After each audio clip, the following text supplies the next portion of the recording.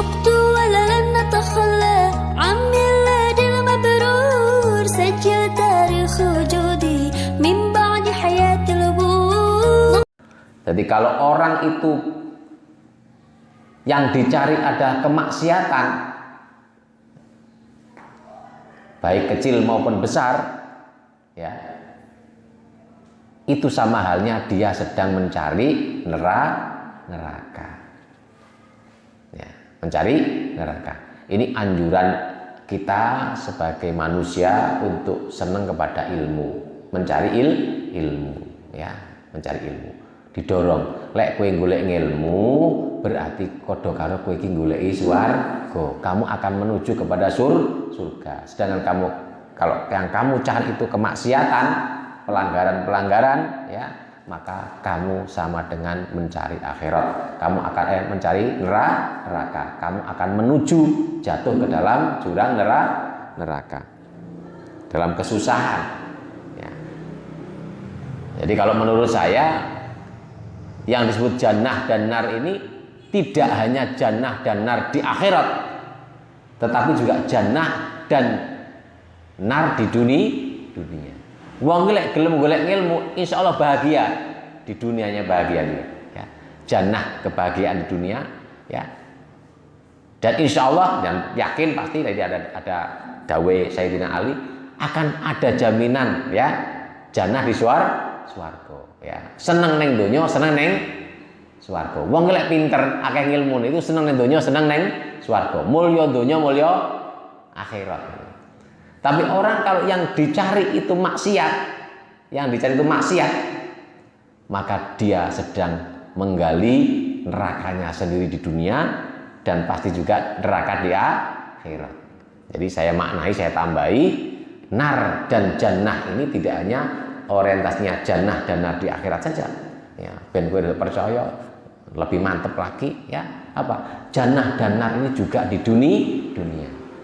Swarga dunya, neraka dunya. Tadi saya katakan, wong lek pinter, kowe golek ilmu, aja sugih, mulya, itu kan jannah toh?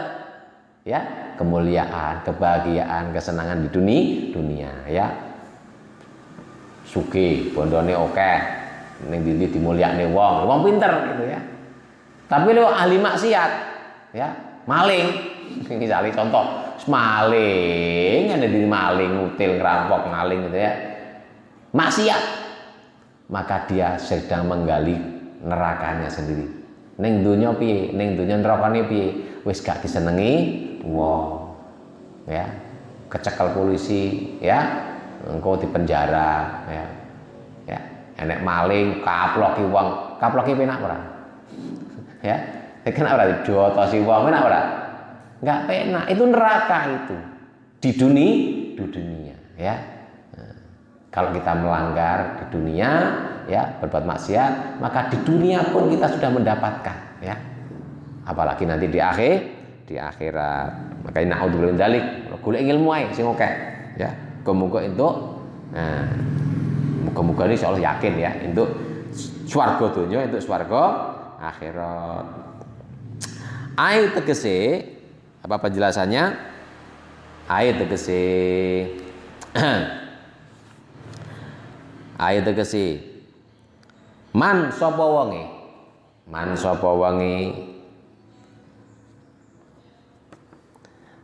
istaghola kang ketungkul sapa man, istaghola kang ketungkul sapa man. Ketungkul iki repot, sibuk, ya, menyibukkan diri fil ilmi ing dalem ilmu. Ketungkul fil ilmi ing dalem ilmu. Tapi tidak sembarang ilmu. Ilmu sing piye? An-nafi'i kang manfaat.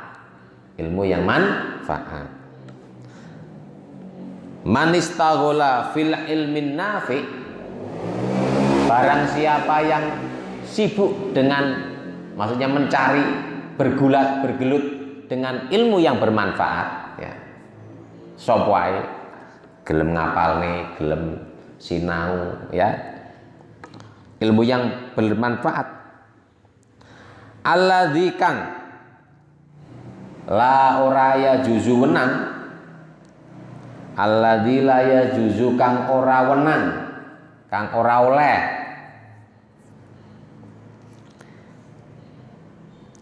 Lil balighi kadhe wong kang balik.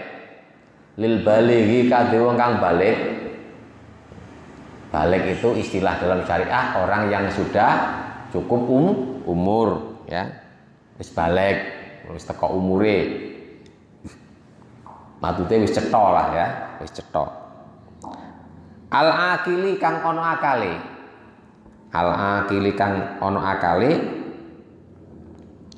Al akili kang ana akale apa jahluhu? Apa jahluhu bodone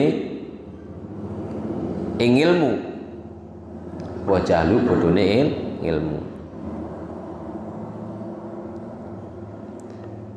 Jadi ilmu yang digeluti, ilmu yang dicari, ya, ilmu yang disungguh-sungguhi, ketungkul, disibukkan dengan ilmu itu yang namanya apa ilmu yang manfaat itu? Ilmu yang la yajuzu lil balighi al akili jahluhu, ya. Ilmu yang tidak boleh kita sebagai orang yang berakal, kita yang sebagai orang yang balik ini bodoh dari ilmu itu, ya. Yang dimaksud dicari ilmu yang ini yang penting, ya. Yang tidak boleh bodoh dari itu, artinya kita buta dengan ilmu itu. Jangan sampai, nggak boleh. Orang yang berakal kemudian nggak tahu, itu nggak boleh, ya. Yang balik kemudian nggak tahu ilmu itu nggak boleh. Yang dimaksud dengan ilmu di sini, ya. Jadi tolabul ilmu itu adalah ilmu yang bermanfaat, bukan sembarang ilmu, ya. Karena ada ilmu nyopet itu juga ada, ya. Ilmu nyopet juga ada, tapi kan gak manfaat itu, ya manfaat tapi kecil itu kan. Ya. Ada ilmu yang nggak baik itu ada, ya, ilmu yang bermanfaat. Saya katakan ilmu yang bermanfaat adalah minimal ada 2 kriterianya. Yaitu 1, ilmu yang dipakai, ya, yang dipergunakan, ya, yang diamalkan, dan ilmu yang dialamkan, ilmu yang diajarkan. Itulah ilmu yang manfaat. Ilmu yang bisa kita pakai, yang kita gunakan sehari-hari. Itu namanya ilmu yang nafi'. Dan dijelaskan di sini ilmu yang nafi adalah ilmu apa itu? Ilmu yang tidak boleh tidak dicari, ilmu yang tidak boleh kita nggak tahu.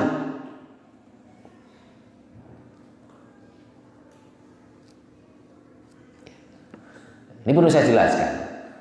Ini yang sering banyak orang yang nggak tahu. Kalau orang ilmu yang paling utama itu matematika, itu yang orang dunia itu ilmu yang paling nomor 1 itu matematika. Ada yang mengatakan ilmu yang paling unggul itu apa? Nomor 1. Bahkan induknya ilmu itu apa? Katanya filsafat. Itu induknya ilmu katanya. Tidak. Itu bagi orang yang hanya pikirannya dunia. Bagi orang yang berpikir akhirat, yang dimaksud ilmu yang manfaat itu yang pertama itu ilmu tauhid. Ya. Ilmu tauhid. Itu yang pertama. Makanya kita ini semenjak lahir procot itu sudah harus dikasih ilmu namanya ilmu tauhid. Dengan cara apa mulangi? Dengan cara diadani kuping kanan, dikomati kuping kiri, diperdengarkan nama Allah, nama Muhammad. Ya. Sudah mendengar kata sholat. Hayya 'alas sholat, hayya 'alas sholat. Hayya 'alal falah. Sejak kecil sudah diajak untuk berorientasi pada kemenangan, kepada keberuntungan. Ayo, si bayi diajak, ayo le hayya 'alal falah, ayo le menuju kepada keberuntungan. Beruntung sing piye? Kowe wis gede belajar ben untung piye, ben menang piye, ya, ben sukses piye. Kuwi kok belajar. Tapi sudah dikecil sudah ditanamkan, ya, hayya 'alal falah, dia dengar. Napa ngerti bahasa apa? Ya insya Allah ya ngerti. Jadi ilmu yang pertama harus ditanamkan, harus kita cari adalah ilmu tauhid. Itulah yang mengarahkan kita. Ya. Tadi katakan arah kita ke akhirat. Tujuan kita itu adalah untuk bertemu dengan Tuhan. Jadi begini wong sing dhuwur tingkatane ilmune, ya. Khawasul khawas. Awake dhewe poso gak kur pengen pahala, pengen jannah, pengen swarga ndak. Ya. Pengennya apa?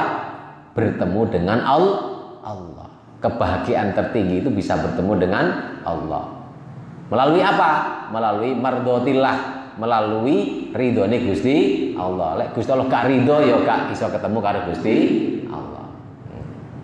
Seperti kita itu, kebahagiaan tertinggi kowe golek mudik ketemu sapa? Ketemu mboke, ketemu ibu. Ya, seperti itu, kebahagiaannya itu ketemu ibu. Masa ketemu konco? Enggak. Kok ketemu omah? Enggak. Pulang itu pada dasarnya bangga, seneng ketemu, pengen ketemu kedua orang tua. Seneng paling. Sama ketika kita pulang kampung ke akhirat, yang paling disenengnya apa? Dunia, bukan rumah. Rumah itu kan jannah, swarga kan dunia kan.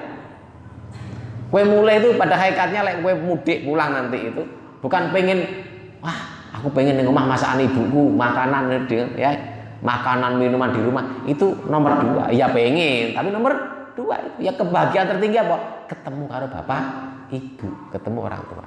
Podo kalau kita nanti kembali kepada akhirat, sebenarnya makanan dan minuman di akhirat, di jannah, ya, yang dikatakan yang enak-enak itu, ya.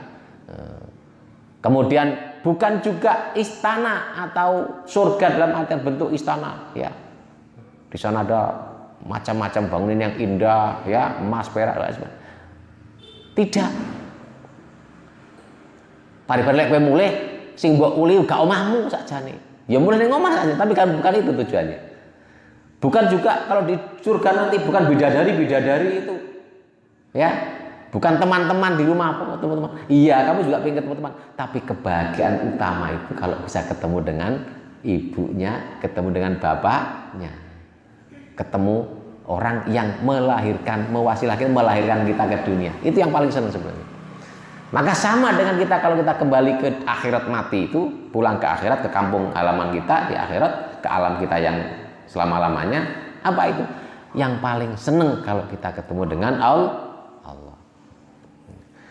Maka kita harus kenal dengan Allah, harus tahu siapa Allah itu, ya. Karena banyak orang yang nggak ngerti ilmu tauhid, akhirnya keliru dalam memahami Tuhannya. Padha karo wong mulih gak tau kenal bapake, gak kenal ibuke, ya. Gak kenal bapake, gak kenal ibuke. Terus kowe mulih, wis dek kecilik kowe gak tahu kenal, gak tahu roh bapak ibumu. Gak dikenal nih blas wis popo piye wonge, wajahnya piye, fotone gak nudoi, ya. Kemudian kamu pulang ke rumah, diduwi karo wong, iki lho bapakmu, iki lho ibumu. Karena enggak pernah tahu bapak ibu, ya percaya ae. Oh, nggih iki bapakku ta, Pak, ibuku ta. Padahal bukan. Sama dengan kamu, ya. Gak kenal Tuhan kamu, gak kenal Allah itu siapa. Karena enggak belajar ilmu tauhid, ilmu akidah. Sifatnya Allah piye, sifat mukhalik Allah piye, ya, sifat wajibnya, ya, itu ya. Kemudian nggak kenal afalnya bagaimana, didudoi, iki lo Tuhanmu, pangeranmu iki lo, Gunung Vrindavan. Nah kan kue mangan teko gunung kue, banyu kok kono, kue golek kayu kok kono, kue lo pangeranmu, ya. Karena nggak tahu ilmu akidah percaya, oh kuwi itu Tuhanku itu, ya. Ada yang menuhankan pohon, ada yang menuhankan benda-benda yang lain, matahari, api dan sebagainya. Kenapa? Karena dia tidak tahu ilmu akidah. Dia hanya menggunakan filsafat, hanya otaknya saja yang bekerja, ya. Jadi akan keliru nanti. Makanya ilmu yang paling penting apa? Ilmu akidah. Ilmu yang bisa mengantarkan kita benar kepada akhirat nanti. Ya. Kemudian yang kedua apa? Ilmu syariah. ilmu tata cara dalam beribadah, bermuamalah, ya. Carane salat piye, carane poso piye, carane zakat piye, carane ya. Berpolitik bagaimana, cara berdagang bagaimana. Tahu itu ilmu syariah. Ya. Syariah itu tidak hanya soal sholat puasa saja, wudhu saja, tidak, tapi juga mengatur bagaimana kita berbisnis, berwirausaha, bagaimana kita berpolitik, itu ada caranya, ada dasar-dasarnya, begitu ya. Itu ilmu syariah, ben jadi orang benar. Yang ketiga apa? Ilmu akhlak, ya, ilmu akhlak, agar kita bisa tahu norma-normanya, ya, tahu norma-normanya, tahu adab-adabnya, tahu tata kramane, ya. Baru nanti ilmu-ilmu yang lain, ya. Jadi jangan terjebak kita. Kalau kamu nanti kuliah itu kan ada dia induk semua ilmu apa? Filsafat. Nah, itu kan ilmu kalam, ilmu otak itu. Ya, otak itu terbatas itu ya. Ilmu terbatas. Gitu. Maka harus ada yang mengajari. Siapa? Ya yang mengajari ilmu, yang memiliki ilmu itu yang ngajari. Siapa? Allah. Di mana? Al-Qur'an dan hadis. Gitu. Jangan hanya mengandalkan filsafat. Mengandalkan otak ya. Jadi yang dimaksud mencari ilmu itu ilmu yang tidak boleh orang lain tidak tahu, yang akal tidak tahu. Tadi ya. Kayak awake dhewe, mosok wong Islam gak ngerti ilmune salat. Dalam arti gak ilmu syariah gak ngerti. Ya enggak bisa itu ya. Maka harus tahu itu ya.